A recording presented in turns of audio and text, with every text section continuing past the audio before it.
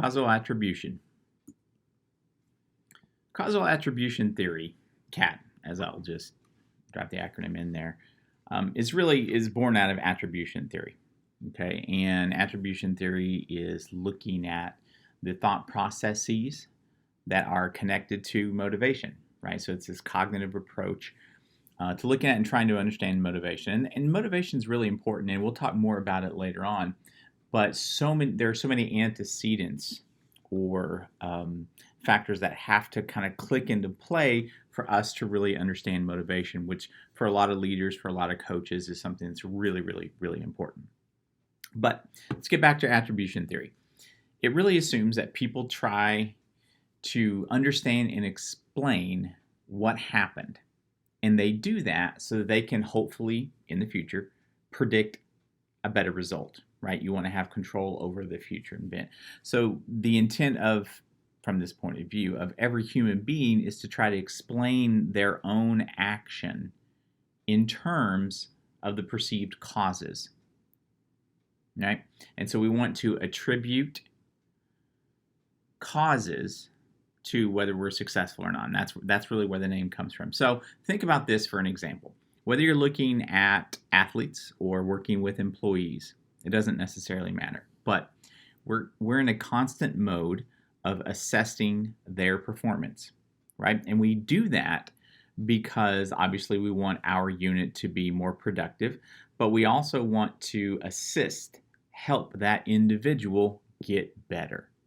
And that getting better really is kind of part of this idea of understanding why we are successful. Why are we able to, transcend failure, all those different things. That's really what causal attribution is trying to approach, that personal growth in that moment so that we can be better for the future.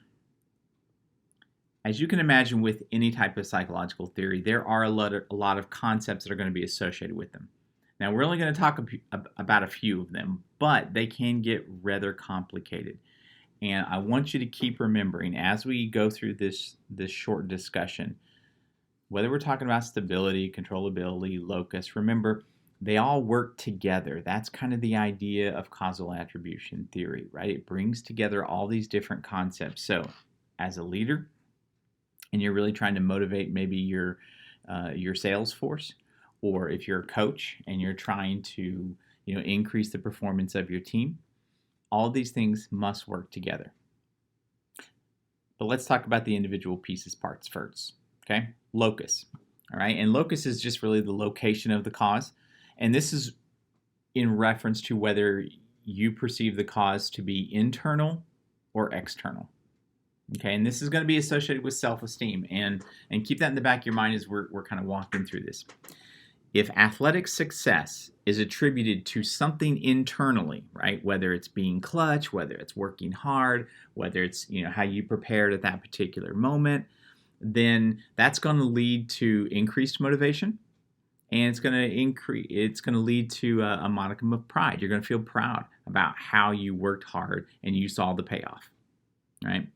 Failure, if failure is going to be attributed to something internal, then it's going to decrease your self-esteem because it's saying that I wasn't good enough, right? And so again, think about this from a leader's point of view or from a coach's point of view.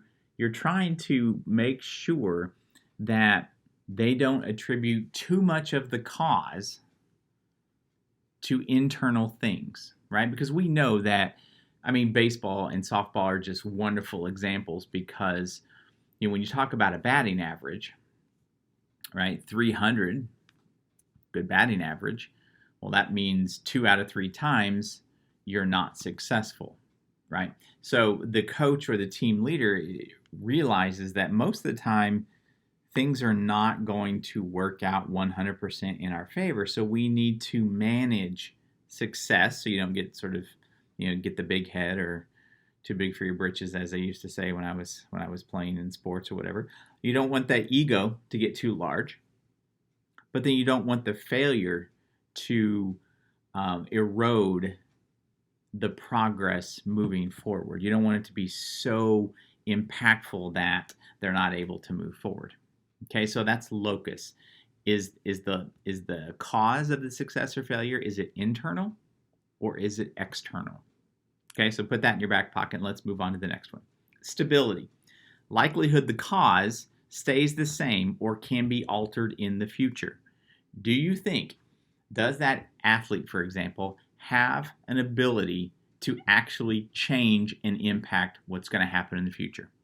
Okay, so here is a sport business example. If an employee believes that their failure to sell season tickets is because of an economic downturn, maybe we're in a recession or something like that, then they will expect to most likely sell poorly in the future. You can't necessarily change the economy as one individual, therefore your sales are going to be down.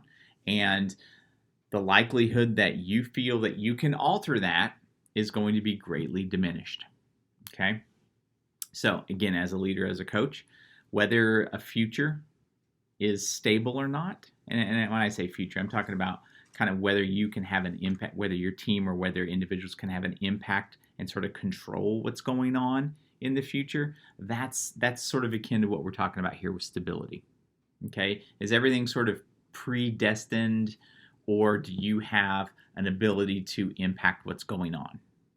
Okay, that's the second one, stability. The next one is controllability, and this has, as you can kind of gather from the title, this is really about whether that individual feels they can control the cause. And it's going to relate to kind of ambitions and some self-efficacy and those types of things. But if we feel responsible for our failures, then okay, we're going to feel bad about it. We're going to maybe feel guilty. We're going to be down. If we feel responsible for our successes, then we're going to have that pride. We're going to feel good about ourselves. And it's about the sense of whether you can control some of these things.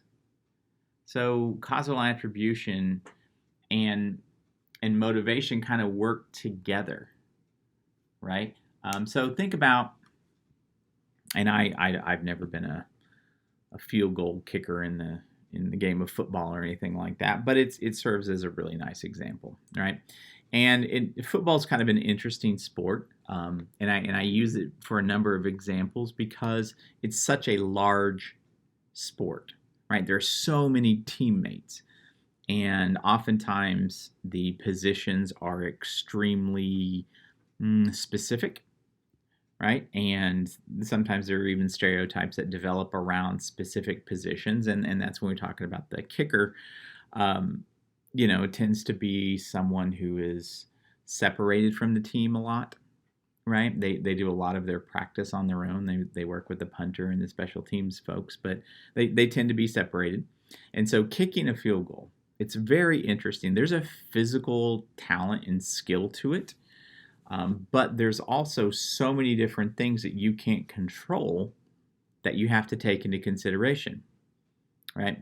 So the kicker does not control the snapping of the ball. The kicker does not control, the holder who catches it and then puts it down, spins it, right? Makes sure laces out and all that kind of stuff. The kicker does not control the moisture in the air. The kicker does not control the wind speed. The kicker does not control the design of the stadium, etc., etc., etc.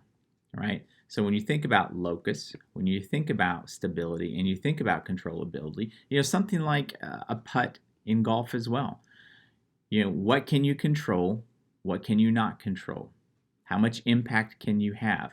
All of this stuff is causal attribution. So whether you're successful or whether you fail, causal attribution, when you're talking about the controllability and the stability and the locus, all of it, what it's really saying is, how do we deal with that success and how do we deal with that failure, right? Because ultimately, it's not just in the moment how we deal with it, it's how we deal with it influences our motivation to do it again.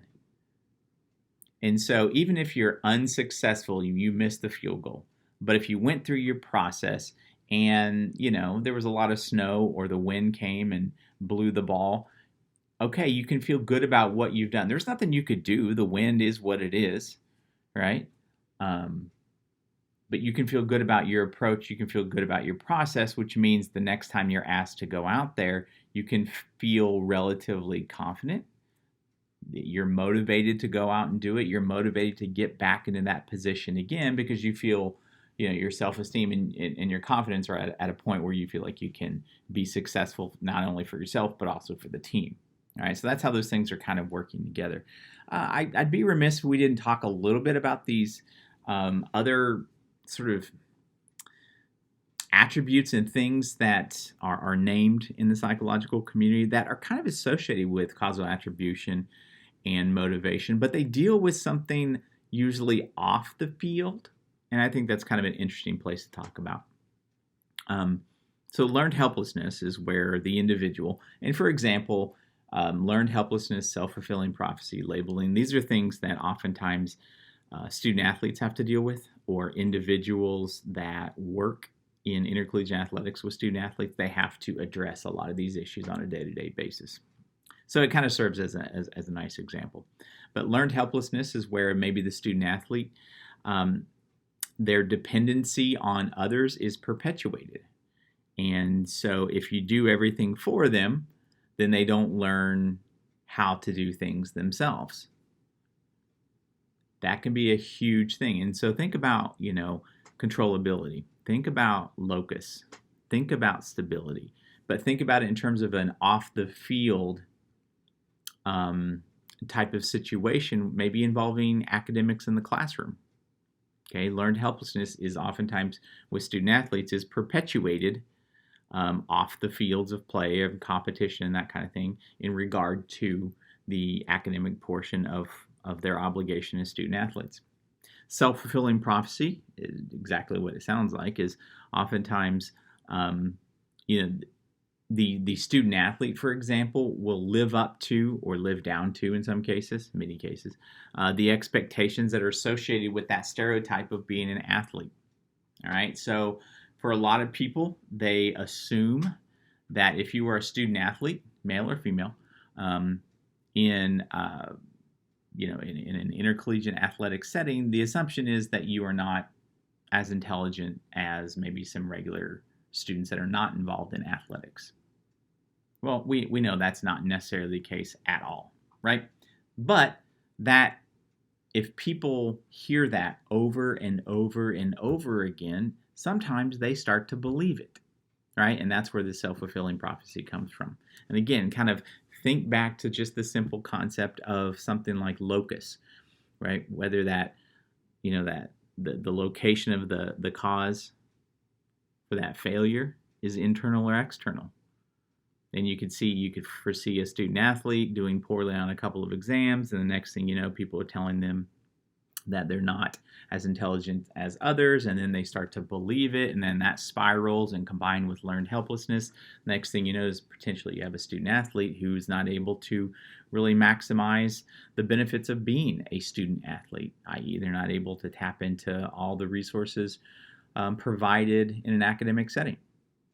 Finally, we have labeling, which is assigning basically people to categories. It's a tag or a label is placed on someone, and that's how most people in society then tend to view them, and this happens to student athletes all the time.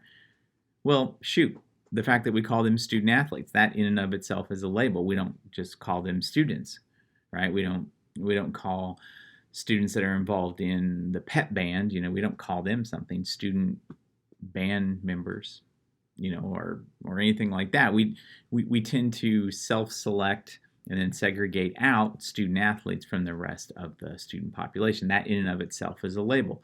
And sometimes labels carry with them expectations, and those expectations inform how society tends to view, engage, or interact with these individuals. And then that could lead to self-fulfilling prophecy, that could lead to learned helplessness, and so on and so forth. So, whether someone can control something in this particular context, we're not necessarily talking about controlling something that is in the world of athletics, is in the world of sports. It's about, controlling expectations. It's controlling stereotypes.